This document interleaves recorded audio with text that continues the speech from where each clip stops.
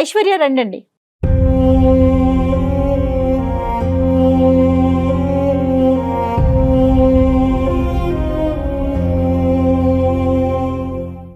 నమస్తే ఐశ్వర్య, ఎక్కడి నుంచి వచ్చారు? నేను ఖమ్మం నుంచి వచ్చానండి. ఓకే, నేను బ్రీఫ్గా మీరు పెట్టిన అంటే మీరు ఏదైతే మాకు ఇన్ఫర్మేషన్ ఇచ్చారో అంతవరకే నేను చెప్పగలిగాను డాక్టర్ గారికి. మీరు స్టార్ట్ చేస్తే ఒకసారి ఆయన వింటారు. నా పేరు ఐశ్వర్య. నేను డిగ్రీ వరకు అక్కడే కంప్లీట్ చేశాను. జాబ్ వచ్చి హైదరాబాద్ ఐటీ సెక్టార్లో వర్క్ చేస్తున్నాను ప్రజెంట్. అసలు నా ప్రాబ్లం ఏంటంటే, ఒక వ్యక్తి 10 సంవత్సరాల నుంచి నేను ప్రేమిస్తున్నా అని చెప్పేసి నాకు టార్చర్ చూపిస్తున్నాడు ప్రతిరోజు. నాకేమో అతనంటే ఇష్టం లేదు. అసలు నేను ఎంత చెప్పినా అర్థం చేసుకుంటలేదు. ఇంకెలా చెప్పాలి నాకు అర్థం కావట్లేదు. 10 years బట్టి ప్రేమ, కాలేజ్ నుంచి ప్రేమ, ఒకే ఊరు. రైట్. అయితే నేను తనకి ఎన్నిసార్లు ఏ విధంగా చెప్పినా తను అర్థం చేసుకుంటలేదు. ఏమంటాడు అంటే ఒక లవర్ ఏం చెయ్యాలో ప్రతిదీ చేసింది. అంటే ఇంప్రెస్ చేయడానికి గిఫ్ట్లు ఇవ్వడము, లేకపోతే మంచిగా బైక్లు వేసుకుని తిరగడము, మంచి డ్రెస్సింగ్ వేసుకోవడము, అలాగే ఎట్లా అంటే మా ఫ్రెండ్స్తో నాకు అంటే వాళ్ళ ఫ్రెండ్స్తో నా ఫ్రెండ్స్తో రిక్వెస్ట్ పెట్టుకోవడము. నాకేమో తన మీద ఎట్లాంటి ఫీలింగే లేదు అసలు. అంటే తనంటే ఇష్టమే లేదు నాకు నీ మీద ఎట్లాంటి ఇష్టం లేదు, నాకు ఇంట్రెస్ట్ లేదు ఈ విషయం మీద అని ఎంత చెప్పినా అర్థం చేసుకుంటలేదు. నాకు అతని దగ్గర నుంచి అతని నుంచి నాకు విముక్తి కావాలి. నేను మెయిన్ ఈ ప్రోగ్రామ్ రావడానికి కూడా రీజన్ అదే. నాకు టార్చర్ తప్పాలి. చెప్పించారు ఐశ్వర్య మీరు? చెప్పించానండి. అయినా కూడా నన్నే నా ఫ్రెండ్స్ నన్ను తిట్టారు. నీకేమైంది, అంత మంచి వ్యక్తి, అంత మంచిగా ఉంటాడు, బాగోడా అంటే చాలా బాగుంటాడు, నీకేం ప్రాబ్లం వచ్చింది ఆ అబ్బాయి యాక్సెప్ట్ చేయడానికి అని చెప్పేసి. అవును సార్, మీ ఫ్రెండ్స్ అనేవారు. ఓకే, అంతకు ముందు నీకు ఎవరైనా ప్రపోజ్ చేయడం ప్రీవియస్ గా ఒక క్రష్ అనేది ఉందా? లేదు సార్, అలాంటిది కూడా ఎప్పుడు లేదు. ఇదే ఫస్ట్ లవ్, ఒక అబ్బాయి నీ వెంట పట్టడం ఇదే ఫస్ట్ టైం. కంటిన్యూస్ గా 10 years పాటు కంటిన్యూస్ గా వెంట పడతాను. ఏది నువ్వు ఇన్ని సందర్భాల్లో నీకు దన్నారా బాబు అని చెప్పినా కూడా, తిట్టినా కూడా సార్, వాడు ఫోన్ చేసిన ప్రతిసారి నాకు ఒక ఎట్లా అంటే టార్చర్. ఇంకా తన దగ్గర నుంచి నేను ఎట్లా అంటే నేను చాలా నెంబర్ బ్లాక్ చేసిన తనది. అయినా కూడా కంటిన్యూగా తన దగ్గర నుంచి నాకు కాల్స్ రావడం. ఎప్పుడైనా అంటే పాపం అబ్బాయిని చూస్తే కూడా మనకి బాధ అనిపిస్తుంది. ఈ రోజుల్లో 10 సంవత్సరాల పాటు అంత చిన్న వయసు నుంచి అంత సిన్సియర్ గా ప్రేమించే వాళ్ళని మేము చూడలేదు. ఎందుకంటే చిన్న వయసు ఇది. కానీ అడిగావా, ఏంద్ర బాబు నీకు నాలో నచ్చింది ఏంటి, నీ జీవితం నువ్వు చూసుకోవచ్చు కదా, ఏంటి నాలో ఉన్న గొప్పదనం అని అడిగావా? నేను నో అని చెప్పినా కూడా వాడు నేను నో చెప్పిన ప్రతిసారి ఇంకా ఇంట్రెస్ట్ చూపిస్తాను నా మీద. ఇంకా ఎట్లా చెప్పాలో నాకు అర్థం కావట్లేదు. వాడి సైడ్ నుంచి ఏమన్నా సైకోయిజం ఉందమ్మా, బ్లాక్ మెయిల్ గానీ అలాంటివి ఏమన్నా? అసలు అట్లాంటిది ఏం లేదు. అలాంటిది ఏం లేదు. సిన్సియర్ గా ఐశ్వర్య నువ్వంటే నాకు లవ్, నువ్వు ఎప్పుడు నాకు ఎస్ చెప్తే అప్పటి వరకు నేను వెయిట్ చేస్తాను అనేటటువంటి ప్రతిపాదనే గానీ ఎప్పుడు కూడా నేను హెరాస్ చేయటం కానీ టార్చర్ పెట్టడం కానీ ఏం లేదు. అట్లాంటిది ఏం లేదు. అంటే నో చెప్పడం అనేది అది మీ ఇష్టం, మీ పర్సనల్ గా మీ మనసుకు నచ్చిన విషయం. కానీ అసలు రీజన్ ఏంటి మీకు అతను నచ్చకపోవటానికి? అబ్బాయి గురించి చాలా ఆలోచించానండి. ఎందుకు తన మీద నాకు ఫీలింగ్ కలగట్లేదు అని ఆలోచించిన విషయం కన్నా ఈ అబ్బాయి మీదే కాదు, ఏ అబ్బాయి మీద నాకు అట్లాంటి ఫీలింగ్ లేదు.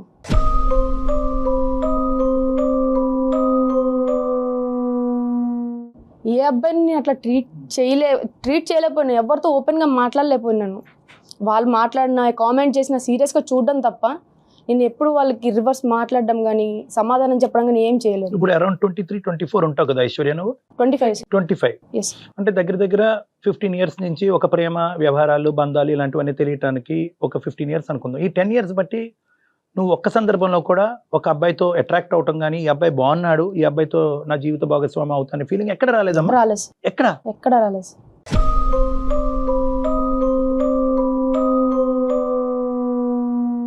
అంటే నేను ఈ అబ్బాయి విషయంలో ఇలా చేస్తానన్నా, లేకపోతే చెప్పినా కదా సార్, ఎవరి మీద నాకు అట్లాంటి ఫీలింగ్ రాలేదు, ఎక్కడ లేదు.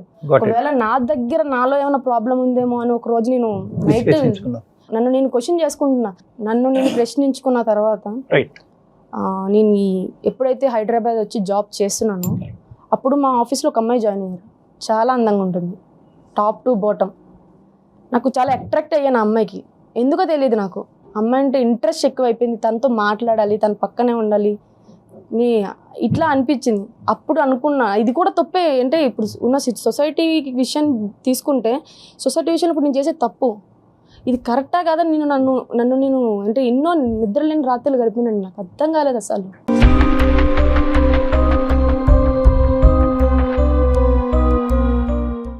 అంటే ఎట్లా చెప్పాలి, అంటే తను సేమ్ జెండర్ కి అట్రాక్ట్ అవుతోంది. అంతేనా? మరి తను- అంతేనా ఐశ్వర్య అంటే మీరు? ఇప్పుడు అమ్మ ఒక ఆడపిల్ల ఇంకో ఆడపిల్ల అందంగా తయారైంది అని అనుకోవటం విచిత్రం ఏమీ లేదు. నువ్వు ఎలా అట్రాక్ట్ అవుతున్నావు అనేది ఇక్కడ ప్రధానమైనటువంటి టైప్ అంశం. Of feeling? అంటే ఇమోషనల్ గా, అంటే అందాన్ని పొగట్టము, అందాన్ని అప్రిషియేట్ చేయటం ఒక ఎత్తు అయితే కనుక ఇమోషనల్ గా ఆడపిల్లకి కనెక్ట్ అవటం, ఆ అమ్మాయిని నీ పక్కన ఉండేటట్టుగా ఊహించుకోవటం, ఆ అమ్మాయి నా పార్ట్నర్ అవుతే బాగున్నట్టుగా ఊహించుకోవటం, ఆ లెవెల్కి వెళ్తుందా అని ఆలోచన అడుగుతుంది.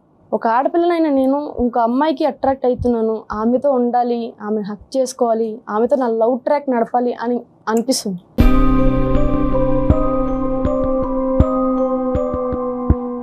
ఎందుకు అలా అనిపిస్తుంది అంటే అది నాలో ప్రాబ్లం. ఈ ఫీలింగ్ ఇది కరెక్టా కాదా అనేది నేను చాలా వెబ్సైట్స్ కానీ ఏమైనా ఉంటుంది అన్నిట్లోనే చెక్ చేసుకున్నాను సార్. చాలా మంది ఉన్నారు. ఈ అమ్మాయి గురించి చెప్పమ్మా. ఇప్పుడు నువ్వు అందంగా కనిపించినటువంటి ఈ అమ్మాయి దగ్గరికి వెళ్ళటం కానీ, మాట్లాడటం కానీ, నీ యొక్క భావాన్ని ఆవిడకి ఎక్స్ప్రెస్ చేసుకోవటం ఎప్పుడైనా జరిగింది? అంటే నా వైపు నేను ఎంత చేయాలో అంత చేస్తున్నాను, వాళ్ళు ఎట్లా తీసుకుంటున్నారనే నాకు తెలియదు. కానీ నా ఫీలింగ్ అయితే నేను ఎక్స్ప్రెస్ చేయడం అయితే చేస్తున్నాను సార్. చేశారా? చేశాను సార్. ఏది ఈ అమ్మాయికి వెళ్ళి ఐ లైక్ యూ అన్నట్ట? అంటే యాజ్ ఎ ఫ్రెండ్గా ఐ లైక్ యూ అని చెప్పేసి తను కూడా చెప్పింది. నేనైతే నా ఫీలింగ్ నేను ఎలా చెప్పాలో అలాగే చెప్పాను. తను కూడా I like you as a friend అని అందా? అవును సార్. దానికి మించి ఆలోచన మీకు ఉంది అన్నది తనకు తెలియదు, మీరు ఎక్స్ప్రెస్ చేయలేదు. ఇంకా ఎక్స్ప్రెస్ అది ఫ్రెండ్షిప్ కాదు, అది రిలేషన్షిప్ వరకు మీరు ఊహించుకుంటున్నారని మీ లోపల ఉన్న భావం. అవును సార్. ఇప్పుడు చిన్నప్పటి నుంచి నువ్వు ఎదిగినటువంటి, చిన్నప్పటి నుంచి పెద్ద మనిషి అయ్యి అలా పెరిగినప్పటి నుంచి కొన్ని పర్సనల్ క్వశ్చన్స్ ఇస్తుంటే చెప్పు, కష్టమైతే నో చెప్పు, నో ప్రాబ్లం. చెప్తాను సార్. అప్పుడు నిన్ను నువ్వు ఎలా ఊహించుకునేదానివి? నీ నీ నీ నీ రూపురేఖలు కానీ, లేదంటే నీ యొక్క ప్రైవేట్ పార్ట్స్ కానీ ఇవి చూసుకున్నప్పుడు మీకు అది కన్వీనియంట్గా అనిపించేదా, అన్కంఫర్టబుల్గా అనిపించేదా? స్నానం చేసినప్పుడు కానీ, అద్దంలో చూసుకున్నప్పుడు కానీ? అంటే నాకు ఎవరైనా మంచిగా అబ్బాయి ఒక క్లాసీ డ్రెస్ వేసుకుంటే ఆ డ్రెస్ నేను వేసుకోవాలి. చిన్నప్పుడు ఒక 8 years ఉన్నప్పుడు నా కటింగ్ కూడా నార్మల్గా బేబీ కటింగ్ అట్లా ఉండేది సార్, అబ్బాయి లాగా. ఆ గెటప్ అట్లా వేసుకోవడం, అంటే ఇంట్లో మా బ్రదర్ అలాగా ఉండేవాడు, తన బట్టలు వేసుకుని అట్లా చూసుకోవడం అద్దంలో. టాంబాయ్ అంటారు కదా, అలా ఉండాలని అనిపించేది. కానీ తల్లిదండ్రులు ఏమనేవారు? అలా వద్దు, ఆ డ్రెస్ ఏంటి తీసి అబ్బాయి డ్రెస్. తిట్టేవారు, కొట్టేవారు కూడా. కొట్టేవారు, అబ్బాయి లాగా వేసుకున్నావు, అమ్మాయి అయింది అది ఇది అని చెప్పేసి. కానీ నాకు ఇష్టం, వాళ్ళు ఉన్నప్పుడు కూడా నేను ఇంకా ఆ పద్ధతిని నేను మార్చుకోలేదు సార్. నేనైతే అట్లా నాకు ఇష్టమైనప్పుడల్లా వేసుకోవడము. నేను స్టడీస్ అయిపోగానేనండి, ఎప్పుడైతే ప్రొఫెషనల్ ఫీల్డ్కి అడుగు పెట్టానో అప్పుడు నా గెటప్ మొత్తం నేను చేంజ్ చేసుకున్నా. ఒక అబ్బాయి లాగా, అబ్బాయి యాజ్ ఏ అబ్బాయి ఎట్లా ఉంటాడో నేను నా గెటప్ని అట్లా చేంజ్ చేసుకున్నాను. మీ ఫీలింగ్స్ చెప్పారా ఇంట్లో? చెప్పానండి, మా అమ్మగారికి చెప్పాను. ఏం చెప్పారు? వాళ్ళు ఇప్పుడు వెళ్ళినా ఏదైనా హాలిడేస్కి వెళ్ళి ఏదైనా పండగ ఇయర్లీ వన్స్ కూడా ఒక్కొక్కసారి వెళ్ళానండి. నేను ఇయర్లీ ఒకసారి వెళ్ళాను. అప్పుడు పెళ్లి టాపిక్ తీసుకొచ్చారనమాట. ఒక అబ్బాయి ఉన్నారు, ఇట్లా సంబంధం వచ్చింది, చేసుకో అని చెప్పేసి. అని నేను అన్నా, అప్పుడు నాకు పెళ్లి చేసుకునే ఆలోచన అయితే లేదు, అబ్బాయిని చేసుకునే ఆలోచన అస్సలు లేదు, నాకు ఎందుకు అమ్మాయి అంటే ఇష్టం అని చెప్పేసి చెప్తే, పిచ్చి పట్టిందా నీకేమైనా పిచ్చిదానిలా మాట్లాడుతున్నావు అని చెప్పేసి కొట్టి పడేశారన్నమాట. నా ఫీలింగ్ నేను ఎక్స్ప్రెస్ చేస్తుంటే అర్థం చేసుకునే సిచ్యువేషన్లో వాళ్ళు లేరు.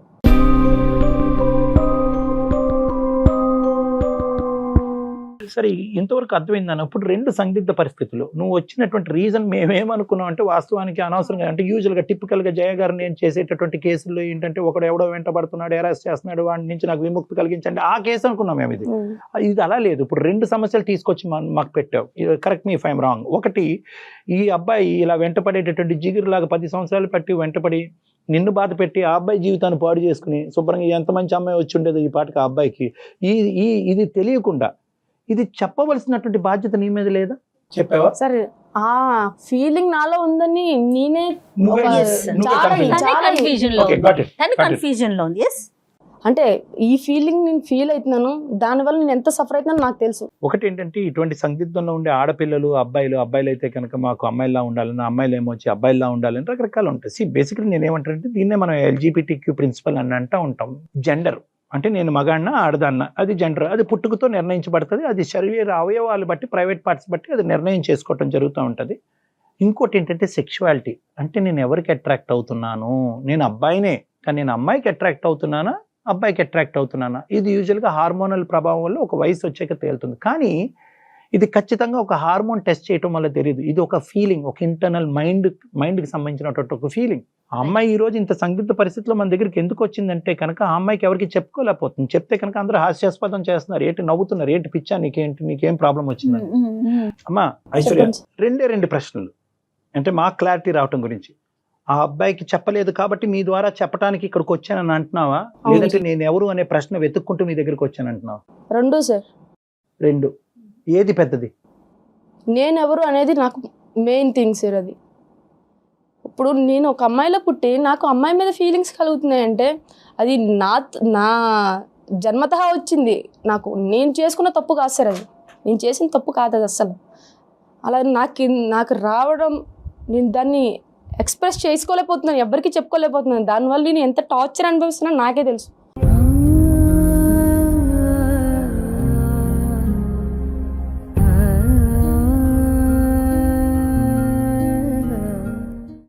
నిద్ర లేని రాత్రులు గడిచినాయి సార్. ఇన్ని రోజులు నేను ఎలా ఉన్నానో నాకు తెలియదు. ఇప్పటికీ ఒంటరిగానే ఉంటున్నాను. ఎవరితో మాట్లాడితే నేను ఎక్కడ ఎలా ఓపెన్ అయిపోతానో, వాళ్ళు నన్ను ఎలా ట్రీట్ చేశారో నాకు తెలియదు. నా ఫ్యామిలీ నన్ను ఒక రకంగా ట్రీట్ చేస్తున్నారు. నేను చెప్పిన విషయం అర్థం చేసుకునే సిచ్యువేషన్లో వాళ్ళు లేరు. అలాంటిది బయట వాళ్ళు నన్ను ఎలా అర్థం చేసుకుంటారు సార్? నా ఫీలింగ్ని ఎలా ఎక్స్ప్రెస్ చేయాలి వాళ్ళకి? 10 సంవత్సరాల నుంచి తిరుగుతున్నాడు వాడికి ఏమని చెప్పాలి సార్? నాకు అసలు చెప్పుకోవడానికి అసలు మాటలే రావట్లేదు సార్. అసలు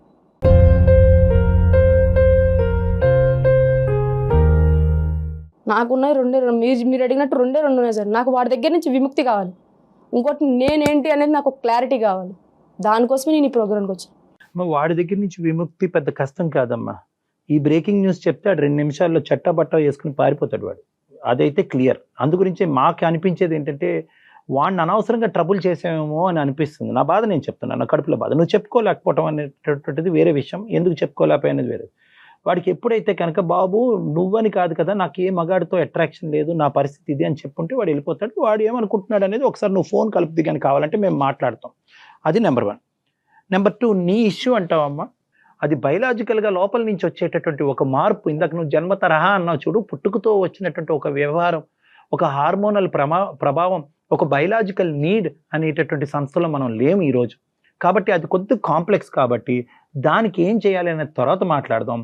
ఫస్ట్ ఉదయ్తో మనం మాట్లాడి అతన్ని సందిగ్ధ పరిస్థితుల్లోంచి బయట వేద్దామా అనే దాని గురించి నువ్వు ఒక్కసారి ఆలోచించుకో. ఉదయ్తో కలుపుదామా ఫోన్? ఉదయ్తో మాట్లాడదాం. కలుపుదాం సార్. ఎక్కడున్నాడు ఇప్పుడు అబ్బాయి?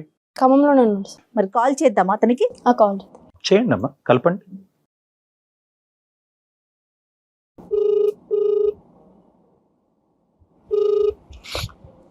హలో ఐషు, నేనే కాల్ చేసింది. చెప్పవే ఐషు, చాలా రోజులకి. ఎక్కడ ఐషు? నేను నీకు ఒక క్లారిటీ ఇద్దామని చెప్పేసి, నీ నుంచి నాకు విముక్తి కావాలని చెప్పేసి సుమన్ టీవీలో వచ్చే అందమైన జీవితం అనే ప్రోగ్రామ్కి వచ్చాను నేను. ఐషు, ఏం మాట్లాడుతున్నావే నువ్వు? జోక్ తర్వాత కానీ ఎక్కడున్నావు చెప్పు. నేను నిజం చెప్తున్నాను, నేను ఇక్కడే ఉన్నాను. డాక్టర్ గారితో నీకు ఒక క్లారిటీ ఇప్పిద్దామని నేను కాల్ చేసిన. డాక్టర్ గారు ఉన్నారు, ఒకసారి డాక్టర్ గారితో మాట్లాడు. ఐషు ఐషు ఐషు, హలో బాబు, ఎవరి పేరు? ఉదయ్. ఉదయ్ సార్ ఉదయం సార్, చెప్పండి సార్. ఎవరు? తమ్ముడు, good morning. Good morning sir. ఎవరు? ఏంటి సంగతులు? చెప్పాలండి, మీరు ఎవరు ఇంతకి? నేను ఒక డాక్టర్ని, నా పక్కన జయ గారు ఉన్నారు, ఒక సీనియర్ యాంకర్ గారు. మేము అందమైన జీవితం అనే కార్యక్రమం నుంచి మాట్లాడుతున్నాము. సార్ నిజమేనా సార్, లేకపోతే అమ్మాయి ఏమన్నా జోక్? లేదు అమ్మాయి జోక్ వేసినా మాకు అంత ఓపిక లేదులే కానీ. సార్ చెప్పండి సార్. ఇప్పుడు మేము ఒక పని మీద చేసాం నీకు. ఓకే, పని ఇంపార్టెంట్, నేను ఎవరు అన్నది కాదు సార్. చెప్పండి. సో కొద్దిగా సీరియస్ గా ఒక 2 నిమిషాలు ఫ్రీగానే ఉన్నావా? చెప్పండి సార్, ఫ్రీగానే ఉన్నా. ఈ అమ్మాయికి నువ్వు 10 సంవత్సరాలు బట్టి వెంటబడుతున్నావు, కానీ ఆ అమ్మాయికి అటువంటి ఇంట్రెస్ట్ లేదని చెప్పి 100 సార్లు నానా రకాలుగా చెప్పి పోలీస్ స్టేషన్కి తప్ప అందరి ద్వారా నీకు చెప్పించడం జరిగినా కూడా నువ్వు అమ్మాయిని వదలట్లేదంట. ఏంటి నేను అమ్మాయిని అంటే బయట అబ్బాయిలాగా నార్మల్ గా ఏది ఒక నెల ఒక అమ్మాయిని లవ్ చేసినట్టు నేను లవ్ చేస్తే వదిలేవాడిని సార్. 14 సంవత్సరాల నుంచి సార్. 14 అంటే నాకు 14 సంవత్సరాలు ఉన్నప్పటి నుంచి ఆ అమ్మాయిని చూస్తున్నాను. ఆ అమ్మాయి బిహేవియర్ అన్ని తెలుసు. తర్వాత ఆ అమ్మాయి ఎట్లుంటది ఏంటనేది ఆ అమ్మాయి మనసులో లవ్ చేశాను తప్ప నేను అమ్మాయిని శారీరకంగా లవ్ చేసినట్టయితే అసలు నేను అమ్మాయిని ఎప్పుడు వదిలేసేవాను సార్. నేను ఇప్పుడు వదలమంటే ఎలా వదులుతాను సార్? ఆ అమ్మాయి మా అంటే మా పెదనాంతో చెప్పిస్తాను, వాళ్ళతో చెప్పిస్తా, వీళ్ళతో చెప్పిస్తాను, నన్ను వదిలేయి, నన్ను ఎందుకు రాయబడి పడుతున్నావు పిచ్చోడు అది నన్ను అంటుంది సార్. కరెక్టే ఉదయ్. నువ్వు లవ్ చేయటం కాదు కదా, అవతల వ్యక్తి నుంచి కూడా ఉండాలి కదా సేమ్. నువ్వంటే నాకు వద్దు అని మొదటి నుంచి ఈ అమ్మాయి అంటుంది. ఎక్కడ నిన్ను డైలమాలోని కన్ఫ్యూజన్లో పెట్టలేదు. కొంత దూరం ప్రయాణం చేసిన తర్వాత నువ్వు గుడ్ బై అని చెప్పినటువంటి అమ్మాయి కాదు. నీ ప్రేమ ఎంత స్వచ్ఛమైందో ఆ అమ్మాయి ఒపీనియన్ కూడా అంత స్వచ్ఛమైంది. క్లియర్ గా ఉంది ఆ కదా అమ్మాయి ఎక్కడ నీతో డ్రామా ఆడలేదు. అలాగా సార్ నేను అమ్మాయి నాకు మధ్యలో కూడా ఎప్పుడు చెప్పలేదు సార్. నేను ఒక 5 సంవత్సరాల తర్వాత 6 సంవత్సరాల తర్వాత కూడా ఎప్పుడు చెప్పలేదు సార్. అమ్మాయి నన్ను చూస్తుంది, తర్వాత నేను అమ్మాయిని చూస్తున్నా. నేను అమ్మాయికి ఎక్కడికి పోతే అక్కడికి, వాళ్ళ అమ్మమ్మ ఇంటికి వెళ్ళినా కూడా అక్కడికి కూడా వెళ్ళి అమ్మాయిని మామూలుగా ఎప్పుడు అబ్జర్వేషన్ లో ఉన్నాను సార్. నేను అమ్మాయిని ఇప్పటికీ నేను చెప్తూనే ఉన్నా, ప్రపోజల్ పెడుతూనే ఉన్నా, ఎప్పటికీ రిజెక్ట్ చేయలేదు సార్. అమ్మాయి మధ్యలో దాకా కూడా ఒక 5-6 సంవత్సరాల దాకా కూడా. కాదు ఉదయ్, నువ్వు ఇన్ని సంవత్సరాల నుంచి ట్రై చేసానా? నేను ఎప్పుడైనా నేను లవ్ చేసానా అన్న మ్యాటర్ ఎప్పుడైనా చెప్పినా? నువ్వంటే నాకు ఇష్టం లేదనే కదా చెప్పాను. ఎందుకని నన్ను ఫాలో అవుతున్నావు? ఐషు నేను చెప్పేది ఐషు, నా కోపం తిప్పేది. నువ్వు లవ్ చేస్తున్నావు, నీ కోపం ఏంది? నా కోపం వస్తుంది. నీ వల్ల నాకు టార్చర్ అవుతుంది. ఐషు నేను ఇష్టం లేదనుకో నువ్వు ఏనాడు చెప్పలేదు ఇన్ని సంవత్సరాల్లో. ఇష్టం లేదంటే నువ్వు అసలు నాకు అసలు నచ్చలేదని ముందే చెప్పినా కదా. ఇష్టం లేదని చెప్పబడం ఏంది? నువ్వు ఫాలో అయ్యి నీ టైం నువ్వు వేస్ట్ చేసుకుంటున్నావు. నేను తిరిగి నా వెనకాల నేనేమి అడగలే కదా. ఐషు ఒకటి గుర్తుంచుకో ఐషు, ఇప్పుడు నేను పెళ్లి చేయాలంటే మా ఇంట్లో ఎప్పుడో పెళ్లి చేసేవాళ్ళే నాకు. చేసుకోపో, చేసుకోపో. కానీ నేను నిన్ను నమ్ముకొని ఐషు ఎప్పటికైనా నాకు పడతాను ఒక కాన్ఫిడెన్స్ తో నీ అమ్మడి తిరిగిన ఖచ్చితంగా ఈ అమ్మాయి కావాలనుకున్నావు. నీకు తెలియదు ఐషు, మన క్లాస్మేట్స్ ఎంత ఎమ్మడి పడేవాళ్ళు నా ఎమ్మటి. ఎల్లు వాళ్ళతో ట్రై చేసుకో. అయితే మరి నన్ను వదిలేమని చెప్తున్నా కదా నీకు. 10 సంవత్సరాలు నీతో నేను తిరుగుతాను ఐషు. నాకు లేదని చెప్పినప్పుడు నువ్వు వదిలేయాలి కదా. ఎందుకలా నన్ను టార్చర్ చేస్తాను? నీ బాధ ఎక్కువైపోయింది. నా పర్సనల్ నాకు 190 ఉన్నాయి బాధలు. లేదన్న మాట నువ్వు నాకు ఎప్పుడు చెప్పలేదు. నువ్వెందుకు నా ఎంట తిరుగుతున్నావు అని ఏ రోజు కూడా అనలేదు మేడం. ఏమ్మా చెప్పలేదా? నాకు ఇష్టం లేదని చెప్పడం అంటే అదే కదా సార్ అర్థం. దాన్ని వేరే ఎలా తీసుకుంటారు నాకు అర్థం కావట్లేదు. కాదు ఉదయ్, ఇక్కడ ఎలా అనిపిస్తుంది అంటే కనుక ఆ అమ్మాయి నిన్ను దూరం తోసే కొద్దీ నువ్వు దగ్గర అవడానికి ప్రయత్నం చేస్తున్నట్టు అనిపిస్తుంది. ఈ అమ్మాయి సార్ ఇంకొకటి, ఈ అమ్మాయిలో నాకు బాగా నచ్చేది ఏంటంటే సార్, నేను ఇప్పుడు ఈ అమ్మాయికి లైన్ వేస్తున్నాను సార్. ఈ అమ్మాయి పర్లేదు, ఈ అమ్మాయి పడుకున్నా కూడా మళ్ళీ అర్థం చెప్పి ఈ అమ్మాయి ఏ ర్యాప్ అయితే తిరగదు. నీ ప్రేమ చాలా స్వచ్ఛమైంది, సిన్సియర్ అయినటువంటిది. కానీ ఇక్కడ ఉండేటటువంటి సమస్యలో ఇంకొక యాంగిల్ కూడా ఉంది. ఆ అమ్మాయి ఇప్పుడుకొచ్చి నీకు అది చెప్పలేదు, చెప్పలేకపోయింది ఆ అమ్మాయి. ఇప్పుడు ఆ యాంగిల్ గురించి ఇప్పుడు ఆ అమ్మాయిని మేము చెప్పమంటాం. అది విన్న తర్వాత నువ్వేమంటావో ఒకసారి ఆలోచించుకో. అరే ఏం మాట్లాడుతున్నావురా? నాకున్న పర్సనల్ ప్రాబ్లం నాకు ఎక్కువ, లేకపోతే నీ ప్రాబ్లం నాకు ఎక్కువ అనుకోవాలా? నీ టార్చర్ ఎక్కువైపోయింది నాకు నీ నుంచి విముక్తి కావాలని చెప్పేసి నేను ఈ ప్రోగ్రామ్కి వచ్చింది. ఐషు ఏదన్నా ఉంటే నువ్వు రా, పర్సనల్ మనం కూర్చొని మాట్లాడదాం. ఏంటి మాట్లాడేది? నాకు అసలు నేను చూడాలంటేనే చిరాకు వస్తుంది నువ్వు చేసిన ప్రవర్తనకి. నేను ముందు నుంచే చెప్తున్నా, నాకు నచ్చలేదు, నాకు వద్దని చెప్తున్నప్పుడు నీ పని నువ్వు చూసుకో. ఎందుకలా నాకు టార్చర్ చేసిన ప్రతిరోజు ఫోన్లు, కాళ్ళు, మెసేజ్లు ఏంటి అన్ని నాకు? ఒకసారి డాక్టర్ గారికి ఏంటి ఐషు? లేదా నేను ఇక్కడే ఉన్నావు, అందరూ స్పీకర్లోనే ఉన్నావు. కానీ ఉదయ్ సార్ ఒకటి సార్, మీరు ఏదైనా చేయండి సార్, కానీ నాకైతే న్యాయం చేయండి. నాకైతే ఆ అమ్మాయి కావాలి సార్. అమ్మాయిని ఖచ్చితంగా నేను పెళ్లి చేసుకోవాలి సార్. నువ్వు ఎక్కడ దొరికావయ్యా బాబు? నువ్వు అది కాదు, నువ్వు ఒక మాట అమ్మాయి అంది ఇక్కడ. ఏంటి నీ పర్సనల్ ప్రాబ్లం, నీ పర్సనల్ ప్రాబ్లం నా పర్సనల్ ప్రాబ్లం కూడా అన్నట్టు అడగాలి. ఫస్ట్ అడుగు ఆ మాట. ఏంటి తన పర్సనల్ ప్రాబ్లం అని అడుగు. అది తెలుసుకో ముందు. సార్ దానికి నేను అగ్రీ సార్. ఐషు చెప్పు, నీ పర్సనల్ ప్రాబ్లం ఏంటో చెప్పు ఐషు. ఏదన్నా సొల్యూషన్ అంటే నేను కూడా ఖచ్చితంగా ఇద్దరం కలిసే చేద్దాం ఐషు. నీకు ఆ క్లారిటీ ఇవ్వడానికి నేను ఈ ప్రోగ్రామ్కి వచ్చాను.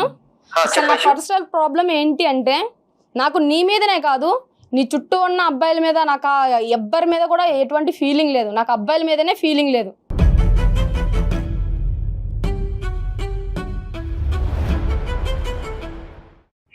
ఐషు నేను నా చెవులో పూలు పెట్టుకుని ఏం లేదు, కామెడీ చేయకు ప్లీజ్. నిజం చెప్పినప్పుడు ఏమయ్య స్వామి, నేను జోక్ చేయట్లేదు. నా ఫీలింగ్ నేను చెప్తున్నాను. నీ ఫీలింగ్ కాదా ఐషు? అదేంటి అసలు అర్థం పడతం లేక నేను మాట్లాడుతున్నా ఐషు. డాక్టర్ గారు నేను చెప్పినా కదండి, నేను చెప్తే నమ్మరు. అందుకని మీరే వాడికి ఒక క్లారిటీ ఇస్తే నాకు ప్రశాంతంగా ఉంటది వాడి దగ్గర నుంచి. బాబు ఉదయ్ సార్, ఇప్పుడు ఆ అమ్మాయి ఒక మాట చెప్పింది, దయచేసి ఒక 2 నిమిషాలు ఆలోచించుకో. ఆ అమ్మాయి ఏమీ ఇక్కడ నాటకం ఆడట్లేదు. నువ్వు బహుశా ఏంటంటే నిన్ను తప్పించుకునేటటువంటి ప్రయత్నంలో ఆ అబ్బాయిలకి ఇంట్రెస్ట్ చూపెట్టరు అనే ఒక కొత్త నాటకం ఆడుతుంది అన్నట్టు నువ్వు అనుకుంటున్నావు. కానీ మేము ఈ కాల్ నీతో కలపక ముందే ఆ అమ్మాయితో చాలా డీటెయిల్ గా మాట్లాడాం. ఆ అమ్మాయి చూడు, నిజంగా నిన్ను వదిలించుకోవాలి అనుకుంటే కనుక ఆ అమ్మాయి రకరకాల మార్గాల్లో వెళ్ళి వదిలించుకునేది. ఈ ఒక్క మార్గం అక్కర్లేదు. సింపుల్గా వెళ్ళి షీ టీమ్స్కో పోలీసులకో ఫోన్ చేస్తే కనుక నేను లోపలేస్తారు, 4 నిన్ను కొడతారు, తొందర రకరకాల గొడవలు అయ్యి ఉండేవి. అలాంటి సబ్జెక్ట్ కాదు ఇది. దయచేసి ఇప్పటికైనా నీ కనువిప్పు కలిగి నువ్వు ఒకసారి ఆలోచించుకో, ఊహించుకో, తర్వాత నీ నిర్ణయం ఏంటి అనేది చెప్పాలి నువ్వు మాకు. ఎందుకంటే ఈ అమ్మాయి ఒక 2 నిమిషాలు వెంటనే నీ యాంగ్జైటీ తగ్గుతుంది. నేనేమంటున్నానంటే ఆ అమ్మాయి ఇప్పటి వరకు ఎప్పుడు కూడా ఒక అబ్బాయికి అట్రాక్ట్ అవ్వలేదు. ఆ అమ్మాయి అట్రాక్ట్ అయినటువంటి పరిస్థితి దాఖలాలు లేవు. అదే కోవలో ఏంటంటే నువ్వు వచ్చి నిన్ను ప్రేమిస్తున్నాను అని చెప్పి ఆ అమ్మాయి వెంటపడ్డావు. నీ ప్రయత్నం 10 సంవత్సరాల కింద నేను 14 సంవత్సరాలు ఉన్నప్పటి నుంచే సార్ మా ఒకసారి ముందు ఆయన చెప్పేది వినవయ్యా. కాదు విను, ఒక్క 2 నిమిషాలు. నీ అనవసరంగా నీ టైం వృధా చేసుకుంటున్నావు, నీ భవిష్యత్తును పాడు చేసుకుంటున్నావు. ఆ అమ్మాయికి కేవలం ఆడపిల్లల వైపే అట్రాక్షన్ ఉంది, ఆడపిల్లలతోనే స్నేహంగా ఉండాలని అనుకుంటుంది, ఆడపిల్లలతోనే రిలేషన్షిప్ పెట్టుకోవాలని అనుకుంటుంది. అవకాశం ఉంటే ఆడపిల్లని పెళ్లి చేసుకుని ముందుకెళ్లాలనేటటువంటి ప్రయత్నంలో ఆ అమ్మాయి ఉంది. అది తన ఆలోచన శైలి. నీకు అర్థమై ఉంటుంది ఇప్పుడు ఏం చెప్పారు అనేది డాక్టర్ గారు. అది అవుతుందా లేదా? ఉదయ్ ఉన్నావా? ఉదయ్ ఆడక్కడ కళ్ళు తిరిగి పడు. ఉదయ్ సార్ ఏం జరుగుతుంది సార్ నాకు అర్థం కాదు.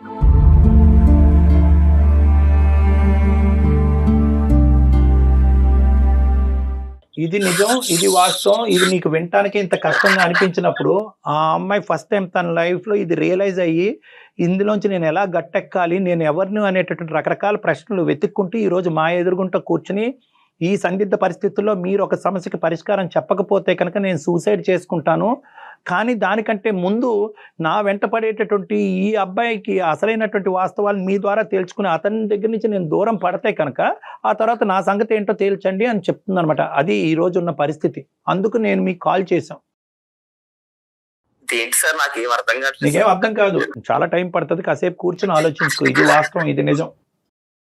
ఇప్పుడు తనొక్కటి చెప్తే మిమ్మల్ని అవాయిడ్ చేస్తుంది అనుకోవచ్చు. త్రూ ఛానల్ ద్వారా, మా ద్వారా, డాక్టర్ గారి ద్వారా చెప్పిస్తోంది. ఎందుకంటే నువ్వు అర్థం చేసుకొని నీ జీవితం నువ్వు ముందుకు వెళ్ళాలనే ఒక ఉద్దేశంతోనే తను ఈ రోజు రివీల్ చేసింది.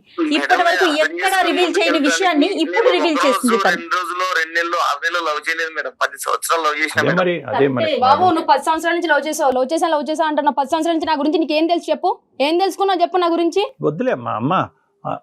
ఐషు ఒక్క నిమిషం. ఇప్పుడు వరకు మాట్లాడింది ఒక పద్ధతి, ఇప్పుడు అబ్బాయి పరిస్థితి కూడా దయచేసి అర్థం చేసుకో. మన అందరం ఇలాగా చెప్తుంటే ఎక్కడ అర్థం చేసుకుంటున్నాడు సార్? తను అడుగుతున్నాడు, క్వశ్చన్ మీద క్వశ్చన్ వేస్తున్నాడు. ఐషు ఒక్క నిమిషం అమ్మా. కొన్ని ప్రేమలు గుడ్డివమ్మా. అతను నిన్నేం హెరాస్ చేయలేదు, టార్చర్ చేయలేదు, నిన్ను ఇబ్బంది పెట్టలేదు. కేవలం ఏంటంటే పదే పదే అది వ్యక్తపరుచుకున్నాడు, వెయిట్ చేశాడు. ఎప్పటికైనా నువ్వు ఎస్ చెప్తావు అనే ఆస్తి ఇప్పటికీ కూడా వెయిట్ చేస్తున్నాడు. నాకు తెలిసి ఇతనున్న అతని క్యారెక్టర్ ఇంకొక 10 ఏళ్ళైనా వెయిట్ చేస్తాడు ఈ విషయం తెలియకపోతే. నిన్ను వెంట పట్టడం అనేది ఒక పిచ్చితనం అంటావా, పిచ్చి ప్రేమ అంటావా, పక్కన పెడదాం. ఇప్పుడున్న పరిస్థితిని ఎలా డైజెస్ట్ చేసుకుని ఏమంటాడో చూద్దాం ఒకసారి. ఏమంటావు ఉదయ్? సార్ ఐషు నన్ను 10 సంవత్సరాల తర్వాత పిచ్చోని చెప్తా అనుకోలేదు సార్ నేను.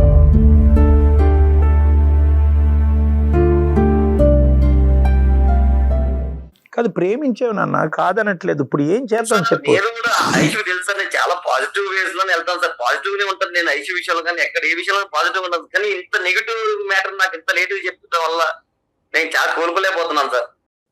నువ్వు విన్నది నిజమే.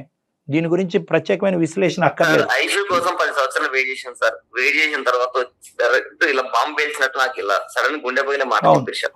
నువ్వు ఇష్టం లేదు ఉదయ్, నేను ఏరే అబ్బాయిని పెళ్లి చేసుకుంటానంటే నేను ఒప్పుకోపోతుంది సార్. లేదు ఉదయం మా ఇంట్లో వాళ్ళ సంబంధం చూసిన అబ్బాయిని పెళ్లి చేసుకుంటా అంటే ఒప్పుకోపోతుంది సార్. ఇదేంటి సార్ విచిత్రంగా, నేను ఇంకొక అమ్మాయిని పెళ్లి చేసుకుంటా అంటే నేను ఒప్పుకోకపోవడానికి ఏముంది సార్? ఇక్కడ నాకేం అర్థం కావట్లేదు. అది అందరికీ కన్ఫ్యూజన్. చెప్పండి సార్, నాకు మైండ్ పని చేయట్లేదు, ఏం చేయాలో మీరే చెప్పండి సార్. ఉదయ్ ఇక్కడ ఏంటంటే నాన్న, ఇక్కడ మేము నీకు సానుభూతి చూపెట్టడం తప్ప ఏమీ చేయలేము నాన్న. I'm sorry. ఎందుకంటే నీకు చాలా దారులు కనిపించింది ఇందులోంచి బయటపడటానికి. చాలా రకరకాలుగా అమ్మాయి చెప్పింది, నువ్వు నాకు వద్దు అని చెప్పి అప్పుడే వెళ్ళిపోయి ఉంటే కనుక నీకంటూ ఇంకో మంచి అమ్మాయి దొరుకుండేది. ఉద్యోగరీత్యా ఒక ప్రయత్నం చేసి నీ జీవితంలో నువ్వు సెటిల్ అయ్యి ఉండేవాడు. వాల్యుబుల్, చాలా విలువైనటువంటి 10 years వేస్ట్ అయింది. అది నాకు చాలా బాధగా ఉంది. ఆ బాధ తప్ప నేను ఇంకేమీ చేయలేం. నువ్వు ఏదన్నా చేస్తే కనుక ప్లీజ్ ఆ అమ్మాయికి ఇంకో ముళ్ళులాగా నువ్వు ఉండకుండా నీ ప్రేమని ఒక మంచికే త్యాగం చేశాననేటటువంటి ఆలోచనతో ఒక ఫ్రెండ్లీ విధానంతో ఆ అమ్మాయికి సపోర్ట్ చేసేటటువంటి విధంగా నువ్వు ముందుకు రావాలని నా విజ్ఞప్తి. ఖచ్చితంగా సార్. ఈ 10 సంవత్సరాలు నా టైం వేస్ట్ అయినా ఎలా అయినా నేను దాన్ని అన్నింటి పక్కన పెట్టి ఈ రోజు అమ్మాయి ఏదైతే చేయాలనుకుంటుందో దాన్ని ఖచ్చితంగా నేను సపోర్ట్ చేస్తాను సార్. ఈ అమ్మాయి కోరికలు ఎలాగున్నప్పుడు మనం ఏం చేయలేము సార్. ఖచ్చితంగా నేనైతే అమ్మాయికి సపోర్ట్ చేస్తాను సార్. ఐషు నా సపోర్ట్ నీకు ఎప్పటికీ ఉంటుంది ఐషు. నేను సార్ వాళ్ళ ముందు చెప్తున్నా, నేను ఇబ్బంది పెట్టే ప్రసక్తి కూడా ఏది ఉండదు ఐషు. ఖచ్చితంగా సపోర్ట్ చేస్తాను. Thank you Uday, thank you so much. Thank you Aishu. Love you. ఇంకా లవ్ యూ అంటాడు. కాదు ఐషు, ఇప్పుడున్న పరిస్థితుల్లో ఒక ఇష్యూ అయితే మేము రిజాల్వ్ చేసాము. ఇప్పుడు ఏంటంటే ఎవరైతే నీకు పక్కలో బల్లం అంటారో ఏమంటారో నాకు తెలియదు, కానీ కాలంలో ఒక ముళ్ళు అంటారో ఆ ముళ్ళను కాస్త నీకంటూ ఒక చేదోడు వాదోడుగా ఒక సపోర్ట్ కింద ఈ అబ్బాయిని మేము తయారు చేయగలిగాము.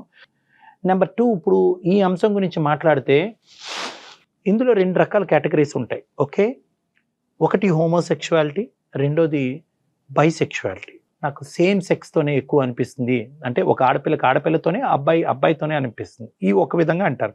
ఇది ఓన్లీ అట్రాక్షన్ వరకు. కొంతమంది ముందుకు వచ్చి ఏమంటారంటే, నాకు పూర్తిగా నేను అమ్మాయినైనా అబ్బాయిలా మారిపోవాలని అనిపిస్తుంది, నా అవయవాలు, నా గొంతుక, నా రూపురేఖలు అన్నీ మార్చుకోవాలని అనిపిస్తుంది. సో నాకు నువ్వు చెప్పవలసింది ఏంటంటే, నీ బాడీ పార్ట్స్కి నువ్వు ఎలా అయితే ఉన్నావో అది కూడా మార్చుకోవాలనేటటువంటి తపన, కోరిక నీకు ఉందా? లేదంటే కేవలం నేను ఎలా అయితే ఉన్నానో అలాగే ఉంటాను, ఒక ఆడపిల్లలాగే ఉంటాను, కానీ ఒక ఆడపిల్ల వైపు అట్రాక్ట్ అవుతున్నాను కాబట్టి ఆడపిల్లని పెళ్లి చేసుకుంటాను, ఒక ఆడపిల్లతో శారీరక పరమైనటువంటి సుఖాన్ని, ప్రయాణాన్ని కొనసాగిస్తాను అనేదా? ఈ రెండిట్లో ఏది? రెండు అనుకుంటున్నాను. రెండు అనుకుంటున్నారు. రెండు అంటే సాధ్యమా కళ్యాణ్ గారు? అమ్మ ఒకటమ్మా, జెండర్ ట్రాన్స్ఫర్మేషన్ అంటే నువ్వు ఆడపిల్లవి కంప్లీట్గా అబ్బాయిలా మారటం అంటే కనుక చాలా పెద్ద ప్రక్రియ. అన్ని హాస్పిటల్స్, అన్ని డాక్టర్స్, ప్రత్యేకంగా మన ఇండియాలో దాన్ని ఏకీభవించరు. దానికి చాలా సర్టిఫికేషన్ ప్రాసెస్ అనేది ఉంటుంది. అంటే ఒక సైకాట్రిస్ట్ సర్టిఫై చేయాలి, ఈ అమ్మాయి నిజంగా ఇలాగే ఆలోచించుకుంటుంది, ఇలాగే ఊహించుకుంటుంది అని చెప్పి ఒక సైకాట్రిస్ట్ సర్టిఫై చేయాలి. కంప్లీట్గా ఒక అబ్బాయి తీరులో, అంటే టెక్స్ట్ బుక్ బట్టి నేను చెప్తున్నాను, ఒక అబ్బాయి లాగా 1 సంవత్సరం పాటు మీరు బతకాలి. అంటే అబ్బాయి బట్టలు వేసుకుని, ఆ అబ్బాయి చేసేటటువంటి షాపింగ్లు చేస్తూ, ఒక అబ్బాయి లాగే ఉంటూ, ఈ విధంగా 1 సంవత్సరం పాటు ప్రయాణం చేసి ఒక అబ్బాయి పాత్రని మీరు పూర్తిగా ఎటువంటి మనోవేదన లేకుండా మీరు ఉండగలుగుతున్నారా లేదా అనేటటువంటిది మీరు నిరూపించుకోగలగాలి. అలా నిరూపించుకుంటే, ఎందుకంటే ఇటువంటి సమస్యల్లో ఏంటంటే అబ్బాయి అమ్మాయి కింద, అమ్మాయి అబ్బాయి కింద మారిపోవడం చాలా కష్టం అమ్మ. ఎందుకంటే ఒకసారి మారిన తర్వాత ఇదేంటి సార్ నన్ను అబ్బాయి కింద మార్చేశారు, నేను అమ్మాయి కిందే ఉంటే బాగుండేదేమో అనేటటువంటి తిరిగి ప్రశ్న అడిగితే కనుక అది ఇర్రివర్సిబుల్. ఒకసారి డ్యామేజ్ అయిందంటే డ్యామేజ్, అంటే అది డ్యామేజ్, అంటే ఒక సర్జరీ అయిందంటే మళ్ళీ ఇర్రివర్సిబుల్. అది నువ్వు ఖచ్చితంగా బల్లగుద్ది ఒక మాట అంటున్నావు కాబట్టి ఇక్కడ ప్రధానంగా కావాల్సింది ఏంటంటే నీకు సపోర్ట్ సిస్టమ్ కావాలి, ఫ్యామిలీ సపోర్ట్ కావాలి. వాళ్ళకి అర్థమయ్యేలా చెప్పాలి సార్. మీరే చెప్పాలి వాళ్ళకి అర్థమయ్యేలా. నాకు ఒకటి అనిపించిందమ్మా, ఫస్ట్ ఆఫ్ ఆల్ ఏంటంటే నేను నీతో మాట్లాడాలి, జెండర్ మార్చుకోవాలా లేదంటే ఒక వ్యక్తితో ప్రయాణం చేయాలా అనేటటువంటి 2 అంశాలు విడమర్చి మనం మాట్లాడుకుని కౌన్సిలింగ్ చేసిన తర్వాత మీ ఫ్యామిలీ మెంబర్స్ని మనం పిలుద్దాం.